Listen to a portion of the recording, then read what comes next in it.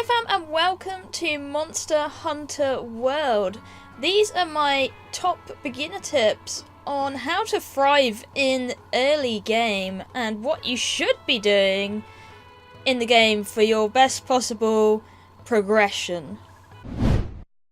So what I'm going to start with is bounties. Bounties are very important and you should always have some registered. You should always have all slots registered.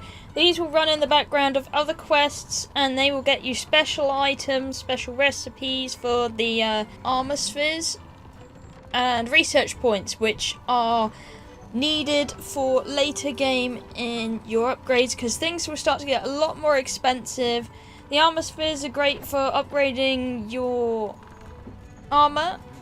So if you keep these up every mission and so by the time you need to use these upgrade spheres, you should have a buttload of them.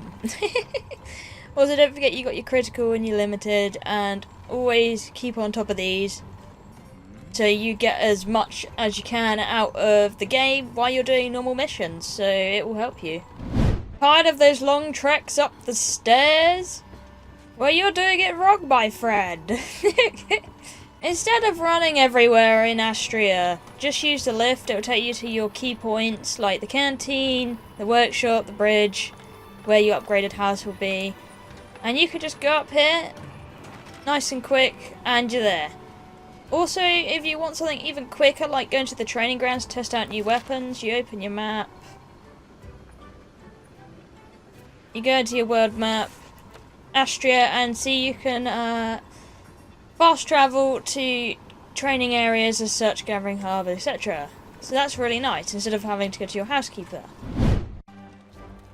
What really helps me out in Monster Hunter World is picking up as many tracks as you can. Just sniff away. Just, you know, scoop them up, sniff as much as humanly possible. This will upgrade your research so you can see which body parts and what elements are the creature weakest to, which is really handy for later sort of things. So you're going to make sure you want to get that sniffing up. So say I want to look at the Jaguarus right here. I can have a look at the weak points on the Great Jaguarus and what bits break, which is really handy. I can see what he's weak to. And I can see what rewards he will also drop when I want to go and defeat the big Jaguarus. So sniff away, my friends. Experiment with weapons and armor. The second Fleet Master is going to be your best friend, basically, in the entire game. You can forge equipment, upgrade equipment, all sorts here. Make sure you go through all the items. In early game, it doesn't really matter what you're going for, just upgrade through the tiers and what you get. Each thing will have different defense statuses. It's only gonna really matter when you get roundabout to the Anjanath, and that will be in your storyline quests. Make sure you do your storyline quests as much as possible. So once you get to the Anja, you're gonna make sure you want something with good fire protection, and to make sure you watch his attack pattern so you can dodge and defend yourself. If you're struggling, you can always pop an SOS flare. Just bear in mind the boss will get harder the more people that join. Although you might get a great player to help take it down and it will be a lot easier because of their presence. When going against him, I would probably get a bit of Kulu because it has good defense status against fire.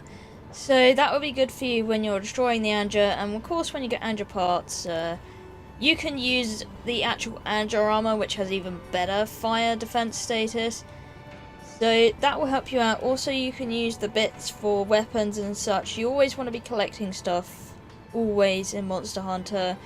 Doesn't matter, especially when you're going through the weapons, because you will have to go through tiers. For starting off in Monster Hunter World, I would recommend Longsword, Hammer, Dual Blades, or the Lance. I found these are the easiest to learn for new players.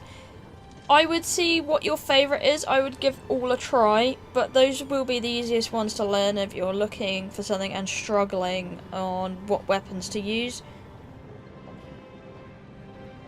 Find what suits you best. All weapons have different styles. There are no best weapons. It is what suits you. When you find a weapon you like, upgrade it. Non-elemental is probably the best way to start with, since you can use it on absolutely anything. And make sure you upgrade it along the way. To test these different weapons, you can go to the training area, which you can either do through your house cat, or you can go on the world map, which I find easier. Go to Astria and just travel on your Wyvern. When you're there, you can change your equipment to whatever you like. You can try each weapon out, and what it provides you is a bunch of combos to test on the training ground, so you can see what suits best. Also bear in mind, when you're in mission, on the top right it will show you different combos that you can do within the game. Loadouts are also really important in Monster Hunter. One, it takes away the really annoying having to select everything in your box every time. And two, it's an easy way to restock up. I recommend this for everything, even armor loadouts when you get further into the game. So basically what a loadout is, to get into it, you do escape and space will register and save the loadout that is currently in your item pouch right here. Only do that when you got your favourite select ones. You can rename each of your loadouts with escape. And basically what I have at the moment, I have a taming one, so I have taming traps, like my shocking traps, some stuff to make the traps, and trank bombs. Just basic stuff you kind of need for doing the capture missions and stuff, which are handy if you need certain parts of the monster, because you won't get everything through just killing the monster. Some parts you can only obtain through capture. And same with killing, some only things you can obtain is through killing. But I just have my essentials. It's good to have it nice and topped up every time you go on a mission, so you have plenty of antidote, plenty of HP potions, buff potions, rations for stamina, whatever you like. I always bring this sort of thing to my missions, and when I've run out and stuff is in my items box, I can always just restock.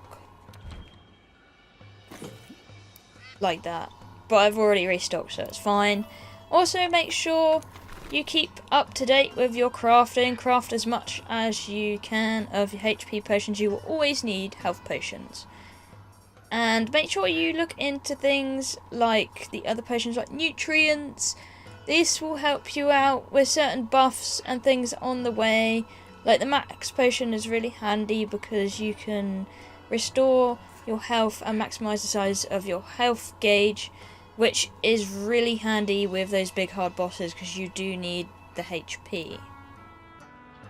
Also, there are plenty of things to throw at them, like distractions, like the flash bombs. I would say bring the flash pods. They're always really handy in distracting things.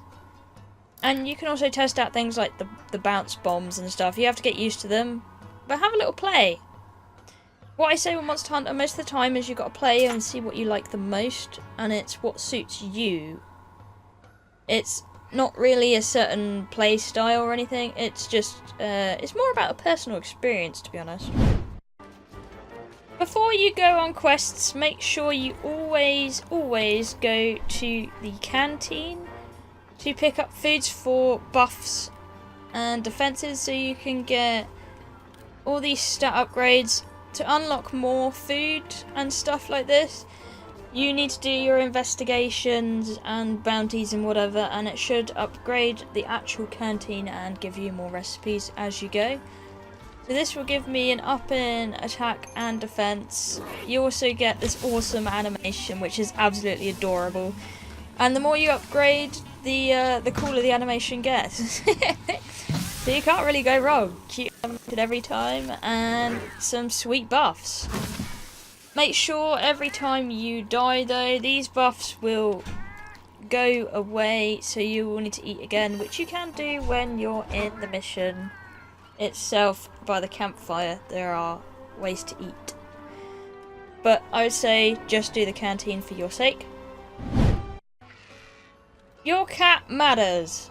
As much as you love cats or hate cats, this cat will be game changing for you, and you'll always want to look after it, upgrade its stuff, play with its equipment, and see what else. Kitties are really useful because, one, you can send them on tail raider quests. The more you upgrade them and look after them, then the more things they can do, like drop Viger Wasps for you, which will heal you. So in the middle of a battle, if you're low on health, sometimes they'll smash a big green ball over your head, and that will up your HP and save your life, instead of having to do those big long potion sips, which can kill you for being so slow. Also, Palicos will provide as distraction on the monsters and take the aggro off of you, which is really nice.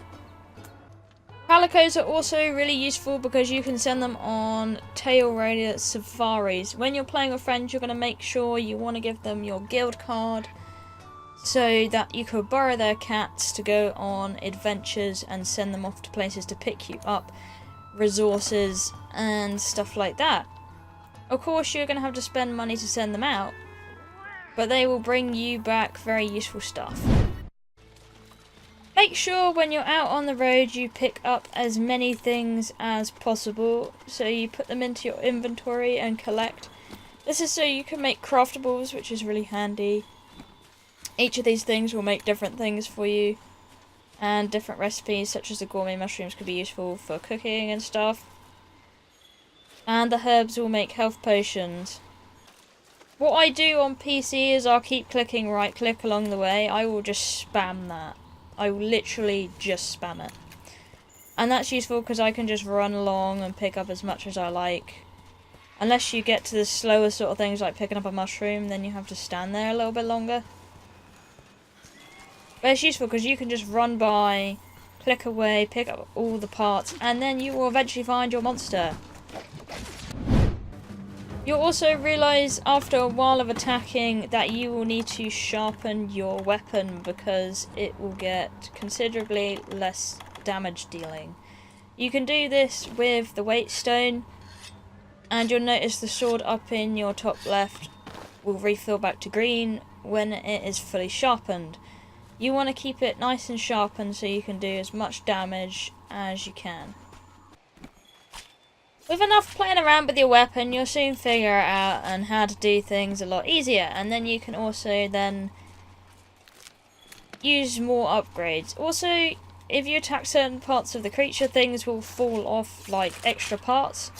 The tail is one of these extra parts that will fall off.